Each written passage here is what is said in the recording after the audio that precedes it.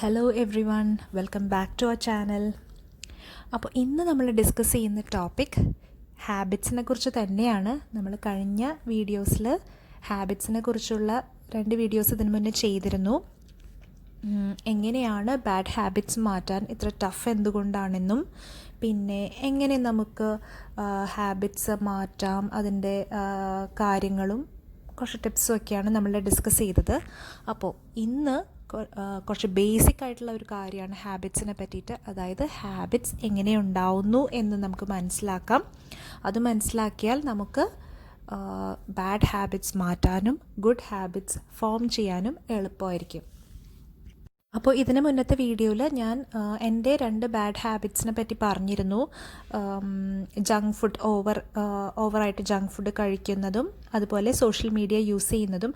അപ്പം അതെങ്ങനെ മാറ്റിയെന്നോ അതെങ്ങനെ കുറച്ചു എന്നുള്ള കാര്യം ഞാൻ കഴിഞ്ഞ വീഡിയോയിൽ പറയാമെന്ന് പറഞ്ഞിട്ട് പറഞ്ഞില്ല എന്നൊരു സബ്സ്ക്രൈബർ പറഞ്ഞു. അപ്പോൾ ഈ വീഡിയോൻ്റെ അവസാനം ഞാനത് പറയുന്നുണ്ട് കേട്ടോ. അപ്പോൾ വീഡിയോ സ്കിപ്പ് ചെയ്യാതെ കാണണം. ഓക്കെ, അപ്പോൾ നമുക്ക് തുടങ്ങാം. യെസ്, അപ്പോൾ ഹാബിറ്റ്സ് എല്ലാവർക്കും ഉണ്ടല്ലേ. ഹാബിറ്റ്സ് ചീത്ത ശീലങ്ങളായാലും നല്ല ശീലങ്ങളായാലും നമ്മൾ വളരെ കുഞ്ഞായിരിക്കുമ്പോൾ തൊട്ടേ നമുക്ക് ഹാബിറ്റ്സ് ഉണ്ടാവുന്നു. ഇപ്പോൾ നമ്മൾ കുഞ്ഞായിരിക്കുമ്പോൾ ഈ നമ്മുടെ തള്ളവിരൽ ചപ്പുന്നൊരു ശീലമില്ലേ, തംസക്കിങ്, അതാവാം. അല്ലെങ്കിൽ നമ്മളൊരു കുട്ടി സ്കൂളിൽ നിന്ന് വിട്ട് കഴിയുമ്പോൾ നമ്മളൊരു ആഫ്റ്റർനൂൺ നാപ്പ് എടുക്കുന്നതാവാം. അതല്ലെങ്കിൽ നമ്മൾ വലിയ ആൾക്കാരായിരിക്കുമ്പോൾ നമ്മൾ ടി വി കണ്ടിട്ട് നമ്മൾ റൂമിൽ നിന്ന് പോകുമ്പോൾ ലൈറ്റും ഫാനും ഒന്നും ഓഫ് ചെയ്യാതെ ആ ടി വി റൂമിൽ നിന്ന് പോകുന്നതാവാം. ഇതെല്ലാം നമ്മൾ അക്വയർ ചെയ്യുന്ന ഹാബിറ്റ്സാണ്. പിന്നെ രാവിലെ ചായ കുടിക്കുന്ന ശീലം, ചിലർക്ക് ആ ചായ ചെന്നാൽ ആ കാര്യങ്ങളെല്ലാം കറക്റ്റായിട്ട്, അന്നത്തെ കാര്യങ്ങളെല്ലാം കറക്റ്റായിട്ട് ചെയ്യാൻ പറ്റുള്ളൂ. അതാണ് ഹാബിറ്റ്സിൻ്റെ പവർ. മിക്കവാറും ഹാബിറ്റ്സാണ് നമ്മളെ റൂൾ ചെയ്യുന്നത്. ഓക്കെ, നിങ്ങൾക്ക് പറ്റുമെങ്കിൽ ഒരു പേപ്പർ എടുത്തിട്ട് നമ്മളുടെ പ്രോമിനൻ്റ് ആയിട്ടുള്ള ഹാബിറ്റ്സ് ഏതൊക്കെയാണെന്ന് ചുമ്മാ ഒന്ന് ലിസ്റ്റ് ഔട്ട് ചെയ്ത് നോക്കുക. അപ്പോൾ നമുക്കിങ്ങനെ നോക്കുമ്പോൾ അറിയാം നമുക്ക് കുറേ ഗുഡ് ഹാബിറ്റ്സും ഉണ്ട്, കുറേ ബാഡ് ഹാബിറ്റ്സും ഉണ്ട്. അപ്പോൾ നമ്മുടെ ബാഡ് ഹാബിറ്റ്സ് എന്തൊക്കെയാണെന്ന് നമ്മൾ മനസ്സിലാക്കി കഴിഞ്ഞു. ഇനി ഇത് മാറ്റാൻ വേണ്ടി എന്ത് ചെയ്യാം, ഈ ഹാബിറ്റ്സ് എന്താണെന്ന് നമുക്ക് കൂടുതൽ മനസ്സിലാക്കാം. നമ്മുടെ ബ്രെയിനിന് 2 മോഡ്സ് ഓഫ് ഡിസിഷൻ മേക്കിംഗ് ഉണ്ട്. ഈ 2 മോഡ്സിനെ നമുക്ക് സിസ്റ്റം 1 എന്നും സിസ്റ്റം 2 എന്നും വിളിക്കാം. സിസ്റ്റം 1 ഓട്ടോമാറ്റിക് ആണ്. നമ്മൾ പെട്ടെന്ന് തന്നെ നമ്മളുടെ ഒരു എനർജിയോ അറ്റൻഷനോ ഒന്നും ആവശ്യമില്ല. ഫോർ എക്സാമ്പിൾ, നമ്മളൊരു കാർ ഡ്രൈവ് ചെയ്യാമെന്ന് വിചാരിക്കുക. അല്ലെങ്കിൽ നമ്മുടെ ജോലി സ്ഥലത്തേക്ക് നടന്നു പോവുകയാണ്. നമ്മുടെ ബ്രെയിന് ഓൾറെഡി അങ്ങോട്ട് പോകേണ്ട വഴി അറിയാം. ഒന്നും ആലോചിക്കുകയോ പുറത്തുനിന്ന് ഒരാളുടെ അടുത്ത് ചോദിക്കുകയോ ഒന്നുമില്ല, അത് നാച്ചുറലായി നമുക്ക് വരുന്നു. System 2 way of decision making എന്ന് പറഞ്ഞാൽ ഇതിൻ്റെ നേരെ ഓപ്പോസിറ്റാണ്. അതിനാവശ്യത്തിന് കുറച്ച് എഫേർട്ടൊക്കെ ആവശ്യമുണ്ട്. ഇപ്പോൾ നമ്മുടെ കരിയർ ഓപ്ഷൻസ് എടുക്കുമ്പോൾ പെട്ടെന്നൊരു ഡിസിഷൻ ആയിരിക്കില്ല എടുക്കുന്നത്. നമ്മളൊന്ന് ആലോചിച്ച് നല്ല നല്ല ഓപ്ഷൻസൊക്കെ നോക്കി അത്യാവശ്യത്തിന് റിസർച്ച് ചെയ്ത്, അതല്ലെങ്കിൽ നമുക്ക് പുതിയൊരു റെസിപ്പി കുക്ക് ചെയ്യണം, നമുക്കൊരു പുതിയ ഐറ്റം കുക്ക് ചെയ്യണമെങ്കിൽ നമുക്ക് നേരെ നമ്മൾ ചുമ്മാ അങ്ങനെ ചെയ്യുന്നവരുണ്ട്. പക്ഷെ നമ്മൾ കുറച്ച് പുതിയ റെസിപ്പീസൊക്കെ നോക്കി അത് കറക്റ്റായിട്ട് അനലൈസ് ചെയ്ത് അങ്ങനെയല്ലേ നമ്മൾ ചെയ്യുന്നത്. അത് സിസ്റ്റം 2 വരുന്നത്. അപ്പോൾ യൂഷ്വലി ഈ സിസ്റ്റം 1ഉം സിസ്റ്റം 2ഉം ഒരുമിച്ച് വർക്ക് ചെയ്യും.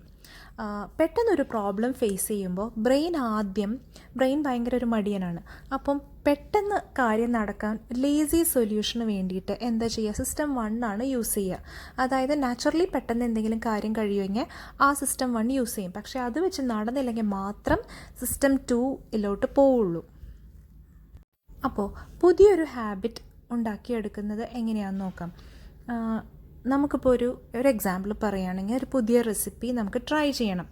അപ്പോൾ പുതിയതായിട്ട് ചെയ്യുമ്പോൾ നമ്മൾ എന്തായാലും നമ്മുടെ ബുദ്ധിയിൽ നിന്ന് എടുത്തിട്ടല്ല ചെയ്യുന്നത്. നമ്മൾ യൂട്യൂബിലോ ബാക്കി വേറെ എന്തെങ്കിലും വെബ്സൈറ്റ്സിലൊക്കെ നോക്കിയിട്ട് റെസിപ്പി എഴുതിയെടുത്ത് അത് നമ്മൾ ഒരു പ്രാവശ്യം ചെയ്ത് നോക്കി, ചിലപ്പോൾ ഫെയിലായി അല്ലെങ്കിൽ സക്സസ് ആയി. എന്നാലും നമുക്കത് കറക്റ്റായിട്ട് പെട്ടെന്ന് ചെയ്യാൻ പറ്റില്ല. പിന്നീട് ചെയ്യുമ്പോഴും നമ്മളത് വീണ്ടും റെഫർ ചെയ്ത് നമുക്ക് ആ റെസിപ്പി ഇഷ്ടമായ നമ്മൾ ഇഷ്ടംപോലെ പ്രാവശ്യം അത് ചെയ്ത് പിന്നെ അത് നമ്മൾ ലേൺ ചെയ്യും. അപ്പോൾ ആദ്യം ചെയ്ത പ്രോസസ്സ് സിസ്റ്റം 2 ആണെങ്കിൽ പിന്നെ അത് നമ്മളൊരു ഹാബിറ്റായിട്ട് എന്നും ആ റെസിപ്പി ചെയ്യുവാണെങ്കിൽ അത് നമ്മളുടെ ഒരു ഹാബിറ്റിലോട്ട് മാറുകയാണ്.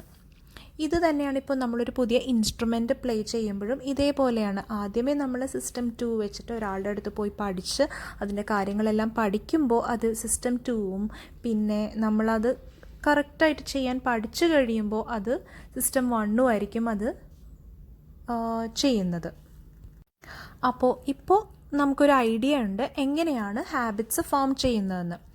അപ്പോൾ ഇനി നമ്മളുടെ ടൈപ്സ് ഓഫ് ഹാബിറ്റ്സ് എന്തൊക്കെയാണെന്ന് നമുക്ക് മനസ്സിലാക്കാം. 2 ടൈപ്സ് ഓഫ് ഹാബിറ്റ്സ് ആണ് നമുക്കുള്ളത്. ഫസ്റ്റ് ഉള്ളത് കോൺഷ്യസ് ഹാബിറ്റ്സ് ആണ്.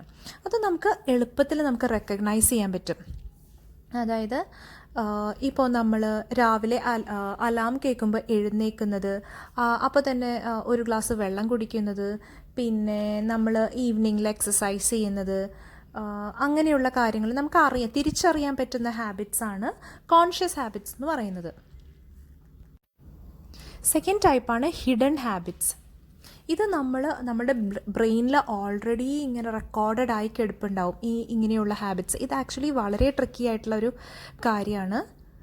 ഇത് ഏതൊക്കെയാണ് നമ്മുടെ ഹിഡൻ ഹാബിറ്റ്സ് എന്ന് ഐഡൻറ്റിഫൈ ചെയ്യുന്നത്. കുറച്ച് എഫേർട്ട് എടുക്കേണ്ട ഒരു കാര്യമാണ് ഈ ഹിഡൻ ഹാബിറ്റ്സ് ഐഡൻറ്റിഫൈ ചെയ്യാൻ. അതിനുവേണ്ടി നമുക്ക് കുറച്ച് ക്വസ്റ്റ്യൻസ് ആൻസർ ചെയ്ത് നോക്കാം.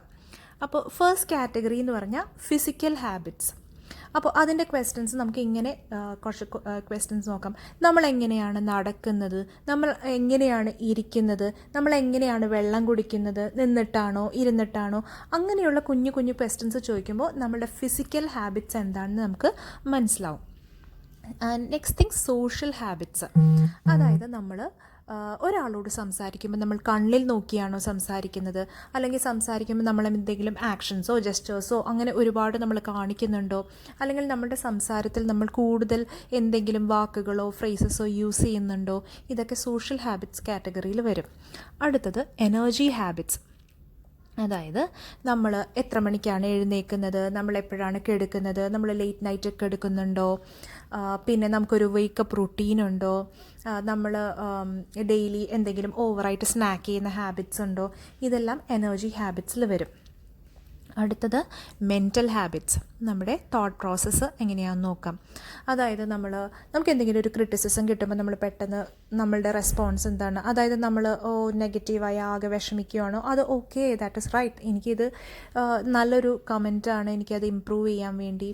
അതല്ലെങ്കിൽ ഒരു ഫ്രണ്ട് ഫേസ്ബുക്കിൽ ഒരു വെക്കേഷനെ പറ്റിയുള്ള പോസ്റ്റ് ഷെയർ ചെയ്യുമ്പോൾ നാച്ചുറലി നമുക്കൊരു ജലസിയാണോ വരുന്നത്, അതൊന്ന് അനലൈസ് ചെയ്യാം. അല്ലെങ്കിൽ ടി വിയിലൊരു നെഗറ്റീവ് ന്യൂസ് സ്റ്റോറി കേൾക്കുമ്പോൾ നമുക്കുണ്ടാവുന്ന ഫീലിംഗ് എന്താണ്. അടുത്തത് പ്രൊഡക്ടിവിറ്റി ഹാബിറ്റ്സ്. ഇത് നമ്മൾ എന്തെങ്കിലും ഒരു കാര്യം തുടങ്ങുന്നതിന് മുന്നേ നമ്മൾ കുറച്ച് ടാസ്ക്സ് ഉണ്ടെങ്കിൽ അത് പ്രയോറിറ്റൈസ് ചെയ്യാറുണ്ടോ, ഏത് ടാസ്ക്കാണ് കൂടുതൽ ഇമ്പോർട്ടൻറ്റ് എന്ന് നമ്മൾ മനസ്സിലാക്കി വെക്കാറുണ്ടോ. അതുപോലെ ഇപ്പോൾ നമ്മൾ ഓരോ മണിക്കൂർ കൂടുമ്പോഴും ഫോൺ ചെക്ക് ചെയ്യാറുണ്ടോ, ഇമെയിൽ ചെക്ക് ചെയ്യാറുണ്ടോ, ഇതെല്ലാം നമ്മുടെ പ്രൊഡക്ടിവിറ്റി ഹാബിറ്റ്സിൽ പെട്ടതാണ്. അപ്പോൾ ഇങ്ങനെയുള്ള ക്വസ്റ്റ്യൻസ് നമ്മളോട് തന്നെ ചോദിക്കുക. നമ്മുടെ ഫ്രണ്ട്സ്, ഫാമിലി, അവരോട് ചോദിച്ചിട്ട് നമ്മളെപ്പറ്റി നമ്മൾ കൂടുതൽ മനസ്സിലാക്കുമ്പോൾ എന്തൊക്കെയാണ് നമ്മുടെ ബാഡ് ഹാബിറ്റ്സ്, ചേഞ്ച് ചെയ്യേണ്ട ഹാബിറ്റ്സ് എന്ന് നമുക്ക് മനസ്സിലാക്കുകയും അതിൽ കൂടുതൽ കൺട്രോൾ വരുത്താൻ പറ്റുകയും ചെയ്യും.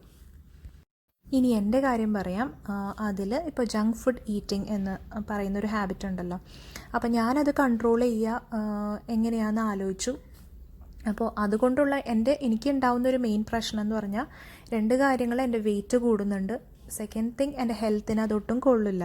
അത് ഞാൻ റിയലൈസ് ചെയ്യുന്നുണ്ടെങ്കിൽ കൂടിയും നമ്മൾ മിക്കവരും അങ്ങനെ തന്നെയാണ്. നമ്മൾ റിയലൈസ് ചെയ്താലും നമ്മൾ അതിൻ്റെ ടേസ്റ്റ് കൊണ്ട് നമ്മളത് എടുത്ത് കഴിക്കും. അപ്പോൾ അങ്ങനെയാണെങ്കിൽ കൂടി എൻ്റെ മനസ്സിൽ എൻ്റെ വെയിറ്റ് കുറയ്ക്കണം എന്നുള്ളത് എനിക്ക് ഭയങ്കരമായിട്ട് ആഗ്രഹമുള്ളൊരു കാര്യമാണ്. അപ്പോൾ അത് ആഗ്രഹമുണ്ട്, കുറച്ച് ഫുഡ് കുറയ്ക്കും, എന്നാലും ഇതെടുത്ത് കഴിക്കും, ഒരു പ്രോപ്പർ പ്ലാനൊന്നും ഉണ്ടായിരുന്നില്ല. പിന്നെ ഞാൻ ഒരു ഡിസിഷനിലെത്തി. അതായത് ഇനി വെയിറ്റ് കുറയ്ക്കണം, സ്ലോ ആയാലും കുഴപ്പമില്ല, പക്ഷെ ഞാൻ എൻ്റെ വെയിറ്റ് കുറയ്ക്കും എന്നുള്ളൊരു ഡിസിഷനിലെത്തിയപ്പോൾ പിന്നെ ഞാൻ അതിനെ ഒരു കുഞ്ഞു കുഞ്ഞു ടാസ്കുകളായിട്ട് സ്പ്ലിറ്റ് ചെയ്ത് ഇപ്പോൾ എൻ്റെ വെയിറ്റ് എന്ന് പറഞ്ഞാൽ 68 ആണ്. അതായത് ഒക്ടോബർ 1 നോക്കുമ്പോൾ 68 ആയിരുന്നു. അതിങ്ങനെ ഞാനൊരു പ്രോസസ്സിലാണ്. അപ്പോൾ എനിക്ക് ഒരു ലക്ഷ്യമുണ്ട്. അപ്പോൾ ആ ലക്ഷ്യത്തിലെത്താൻ ഞാൻ എന്താണെങ്കിലും ഈ ജങ്ക് ഫുഡ് കൺട്രോൾഡായിട്ട് ഭക്ഷണം കഴിച്ചാലും പറ്റുള്ളൂ എന്നൊരു ഡിസിഷനിലെത്തിയതിന് ശേഷം ഞാൻ മൈൻഡ്ഫുള്ളായിട്ടാണ് കഴിക്കുന്നത്. ഞാൻ തിരിച്ചറിയുന്നുണ്ട്. ഞാൻ അരിയാഹാരം കുറച്ചു. അപ്പോൾ ഏത് സമയത്തും എനിക്ക് അതിനുള്ള എൻ്റെ മൈൻഡിൽ അത് ഉള്ളത് കൊണ്ട് എനിക്ക് എന്തായാലും ജങ്ക് ഫുഡ് കഴിക്കാൻ തോന്നും, പക്ഷേ എനിക്കൊരു കൺട്രോളുണ്ട്. ഇപ്പോൾ ഇവിടെ കേക്ക് വാങ്ങിച്ചാലും ഞാൻ അതിൻ്റെ ചെറിയൊരു പീസ് ടേസ്റ്റ് ചെയ്യും, ഓവറായിട്ട് കഴിക്കില്ല. അപ്പോൾ എനിക്കൊരു ലക്ഷ്യമുണ്ട്, ആ ലക്ഷ്യം ഉള്ളത് കൊണ്ടാണ് എനിക്കിത് കൺട്രോൾ ചെയ്യാൻ പറ്റുന്നത്. അടുത്തത് സോഷ്യൽ മീഡിയ. അതിലും ടഫായിട്ടുള്ളൊരു കാര്യമാണ്. അത് കൺട്രോൾ ആയോ എന്ന് ചോദിച്ചാൽ എനിക്ക് മുഴുവനായിട്ട് പറയാൻ പറ്റില്ല. പക്ഷേ മുന്നത്തേലും ഒത്തിരി വ്യത്യാസങ്ങളുണ്ട്. അതിനെന്നെ ഹെൽപ്പ് ചെയ്തത് എൻ്റെ പ്ലാനിങ് തന്നെയാണ്, എൻ്റെ ഡെയിലി പ്ലാനിങ് മെത്തേഡാണ്.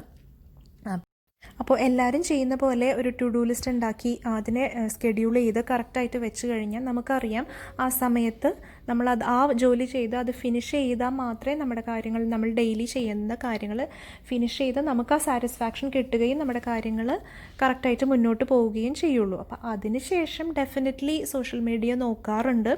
അപ്പോൾ സോഷ്യൽ മീഡിയ ഒരിക്കലും നമ്മുടെ ലൈഫിൽ നിന്ന് എടുത്ത് മാറ്റാനൊന്നും പറ്റില്ല, പക്ഷേ നമ്മൾ അത് കൺട്രോൾ ചെയ്ത് മുന്നോട്ട് പോവുക. അപ്പോൾ ഒരു പ്ലാനിങ് കൊണ്ടുവന്നതാണ് സോഷ്യൽ മീഡിയ കൺട്രോൾ ചെയ്യാൻ എന്നെ ഹെൽപ്പ് ചെയ്തത്. അപ്പോൾ ആ ഒരു കാര്യത്തിൽ ആരെങ്കിലും ബുദ്ധിമുട്ടുന്നുണ്ടെങ്കിൽ തീർച്ചയായും നിങ്ങളൊരു പ്ലാൻ ചെയ്ത് കാര്യങ്ങൾ ചെയ്യാൻ ശ്രമിക്കുക. ഒരു വീട്ടമ്മയാണെങ്കിൽ കൂടിയും ഒരു ടു ഡു ലിസ്റ്റ് എല്ലാം തയ്യാറാക്കി ഒന്ന് ട്രൈ ചെയ്ത് നോക്കുക.